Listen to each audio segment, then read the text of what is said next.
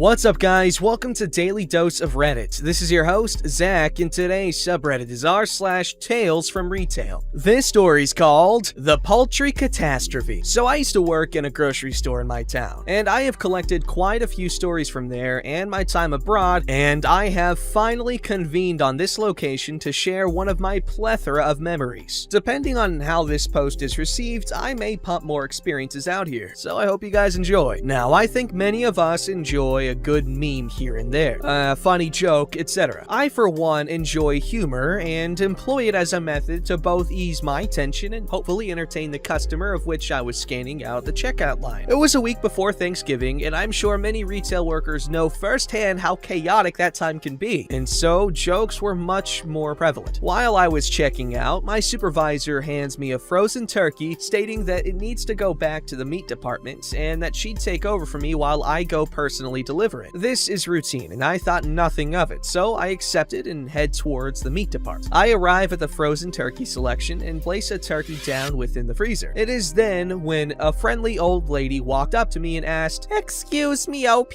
do these turkeys get any bigger?" Remembering a certain meme I had found, I chuckle and say, "No ma'am, they're dead." She laughs wholeheartedly along with me, and I tell her I'll check with the meat department since I'm only a cashier and they'd have a larger turkey for her. She thanks me and I meet with the meat manager in their cooler and tell him about the customer. I then retire back to my post on the checkout line. Now, after this, I hadn't thought anything of this little interaction. I would have forgotten about it altogether if it wasn't for my manager calling me to her office to talk to me. Apparently, my joke had gotten a complaint from a customer. The customer had told my manager that my joke about dead turkeys was insensitive toward the animal, and that I wouldn't be making those jokes about people, so why should I with turkeys? I totally would, by the way. We both agreed that it was kinda stupid, that I shouldn't have done it, but she did find the joke funny, so I think I got off easy with that one. Now, a few hours have gone by, and I'm on self-checkout when a lady approaches. At first, she didn't look out of the ordinary from her leather purse, fur coat, and overall Karen-esque appearance, and I met her with my usual cheerfulness. "Hello, my name is OP. How may I help you?" I asked. The lady reveals herself as the filer of the complaint, stating that I should have been fired for what I said. I accidentally let out a little chuckle and said, "So that was you." Everything had made sense to me at that point. The lady had overheard my joke with the older lady and had taken offense to it. She begins to berate me, saying that if someone were to joke about my death, I wouldn't take too kindly to it. I politely retort, "Ma'am, I wouldn't mind because I'd be dead." And she starts fuming. I know I was stirring a hornet's nest, but man, I was having fun. However, not even Nostradamus couldn't predict what this lady was about to do. With a smug confidence, she got in my face and said, "Would you kill me if I was a turkey?" She then starts doing chicken motions and making chicken noises at me, and I couldn't help myself. I start laughing, and oh man, it was not a gentle laugh either. My sides began to hurt, but I couldn't help myself. This Karen just looked so stupid. From the other self-checkout kiosks, I could see customers stifling giggles and pointing towards the chicken Karen. I will call her Choco Karen because I want to play too much Final Fantasy, and chocobos are like chickens. Now finished with her poultry outburst, repeated her question. "If I was a turkey, would you kill me?" While I was enjoying this tirade, all good things must come to an end. So I begrudgingly told her, "Ma'am, I'm gonna have to ask you to leave. You're causing a disturbance for the other customers." What I should have expected was her following wrath, but alas, I did not. How could a woman who had an outburst like that remain calm after being told to leave? Me from the past wasn't that smart. She demanded that I answer her question, and I responded, "No, I wouldn't kill you, but I would call security if you do that again." We did not actually have store security, but it was a little tactic that I would use to intimidate people being rowdy. Frequently, Choco Karen seemed to be deterred, and as she walked towards the door, she began to yell the standard spiel like, "I won't ever shop here again until you get fired." Even called me an animal hater. I have 2 dogs and generally spend more time with people's pets than the people themselves, so that's a lie. I won't forget her last words though. As she walked out the door, she yelled, "Your soul will burn unless you repent, you animal killer!" Now, as my tale comes to a close, I can't help but explain the aftermath. A few few employees who had heard the incident had told a few more employees, and through word of mouth, within the hour, everyone in the store had known of my encounter with Choka Karen. I would never see Choka Karen again, so she was true to her word, but I would earn a title of Turkey Bastard, which I wore proudly until I finally left that position a couple of years later. Now, as I sit here several years later, recalling the events of this story, which I am sure I may have forgot a few details, I can't help but ask the question, why was someone like Choka Karen in the meat department anyway? I like that. That's funny. Man, that's honestly like one of the first posts I've seen, probably, or the first post I've seen that ends the story with a question like that. It's so funny. Thank you, OP Turkey Bastard. I appreciate your story. That was an enjoyable read. Choka Karen. Fun. And trust me, that one you don't want to ride.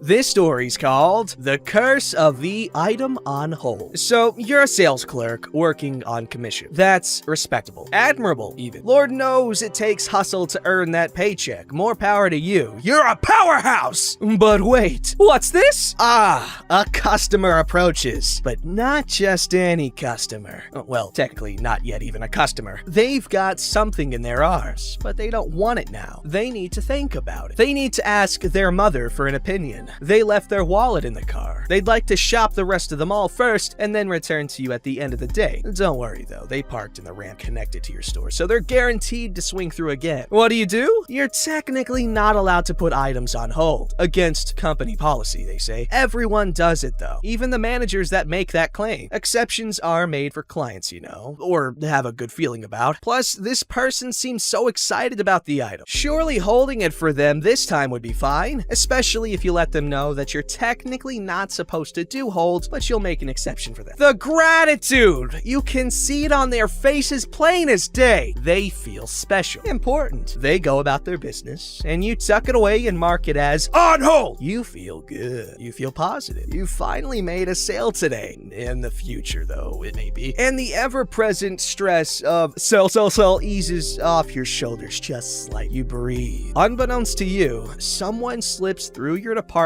during the minutes you're in the back on a mission for this exact item. They don't find it and leave dejected. You re-emerge onto the floor, a renewed confidence in your step. No one else asks you to put anything else on hold. Better than that, you make some sales. Something your eyes unavoidably miss though, the coworker working order fulfillment in the back, searching for the very item you've put on hold. On their screen, it shows that your store has only one in stock, and neither able to find it on the floor nor in the back. They're forced to reject the request. This person has already paid for the item through online ordering. But alas, if it's not there, it's not there. They'll get their refund if no other stores end up having it in stock either. An hour passes. Then 2. Your shift is nearing the end and the sun has long since set. The store itself is subtly shifting into end of day mode, and you begin to have doubts. Another hour passes. The store begins to close. A personal stylist swans their way up to your cash wrap, asking if you've seen a specific item. Well, yes, actually, it's the one you've put on hold. They glide into the back after it and then whisk it away, destining it to a fitting room for tomorrow, where it will accessorize a curve-fitting Max Mara suit and sleek Manolo Blahnik heels. Blahnik, I know. It's just as well, you think? She'll be the one most likely to make the sale anyway. True enough, you never see the customer from earlier again. The next day, a repeat with subtle changes. Another customer, except this time, she'll be back in 10 minutes. You kindly and regretfully inform her that you're not allowed to put anything on hold. She's taken aback. She's a regular customer, she tells you, and she's put things on hold here before. Recently, you fully believe this and delicately explain that the policies have changed. You apologize profusely for it. She is very startled by this newfound knowledge. She buys her $15 hair clips, of which we have over a dozen, and are at no risk of selling out in 10 minutes, and then leaves. The next day, a repeat with more significant changes. Someone wants to buy one of the few designer pieces you have in your department. A Burberry, specifically. More than that, actually. A thick, heavy Burberry cape, that is. In your store, one of a kind. It's priced at over $1,600. It alone will max out your sales numbers for the day, and you succumb once again, agreeing to put it on hold. This woman is waiting for feedback from a friend. It's an investment, and she needs a second opinion. Understandable. Surprisingly, she does come back later. Even more surprising, she's in. She wants it. One snag, though. You freeze, dread and resignation rising in equal measure, and immediately stop the transaction. A literal snag, going straight up the back a solid 6 inches. You pointed out to the customer, and her jaw drops. She is incredibly grateful to you for spotting this. An idea does occur to you, though. You have an amazing alterations department. You can't make any promises, but they frequently work miracles, and it's possible that they'd be able to fix the snag. Spoiler, they are, and they do. She comes back an hour later, and imperfections vanished. She buys it. You're floating for the rest of the day, from both the praises your service received and the reprieve from the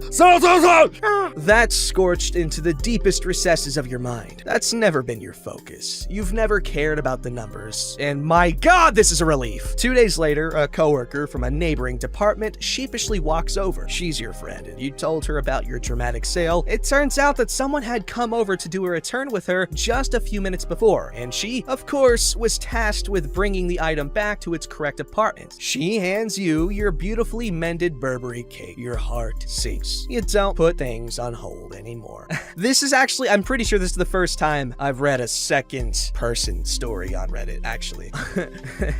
It's a good one, though. Poor dude. That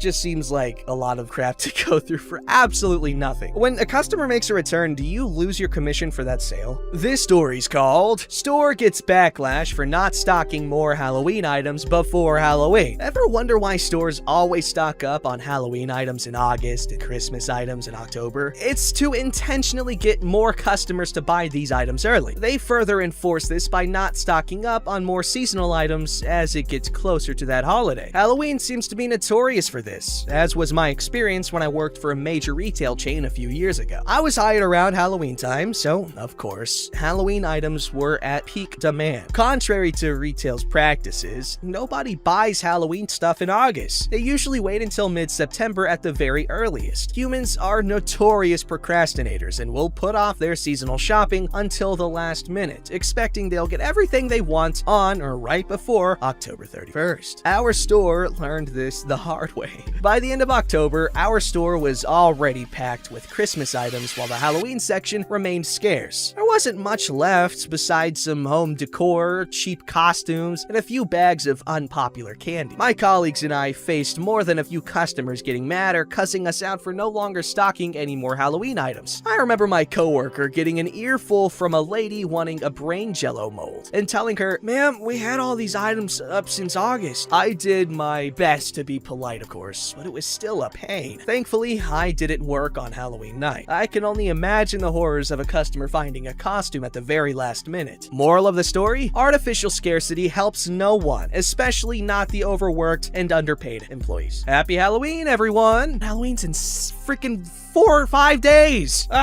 Right now, when I record this. This story's called The Piano Incident. I worked as an assistant manager for a thrift store. I was essentially the operations and facility manager, as the store manager was fairly inept in those areas. How he got the store manager job, I'll never know. Anyway, we had a piano that had been donated that had obviously been tipped over, as the sounding board had a giant crack in it. It was an upright piano, but it was older, and you could tell it was monstrously heavy just by looking at it. We kicked around the idea of what to do with it for a couple of weeks when my store manager said load it in our truck and haul it to the dump. We rolled it out back, and there it sat for a week or so while I waited for enough guys to be on shift to help push it up the ramp into the truck. A day before our dumpster pickup, I got to work and saw a utility crew out back doing some street work. I peeked in our dumpster and noted that it wasn't quite half full. Not wanting to waste an opportunity, I walked out to the utility crew and asked them how much weight their skid steer could lift and if they thought it could lift a piano. A few minutes later, they're lifting the piano into the dumpster for me. It fit perfectly. The next day, I just happened to be finishing up loading scrap metal into our metal recycling dumpster when the trash dumpster pickup occurred. I tried to keep my cool and watch out of the corner of my eye. The loader groaned a little over the weight of the dumpster, and when it got to the top dump point, the piano got hung up just a little and needed the shake to dislodge it. The driver saw me and shouted, "What are you having there?" I began making my way to the door and just casually said, "A piano." He was almost fuming. "How the hell did you get a piano in there?" As I was opening the truck to go back in, I replied, "Just roll it up to the dumpster and lift it," like it was nothing special. I let the door close behind me, but not before seeing the look of astonishment on his face. I think he was too afraid to not empty the dumpster. Maybe he thinks I'm secretly the Hulk or something, but it was one of the best moments of my 4 years there. I love it! Don't forget to like, subscribe, and hit that bell to never miss an episode.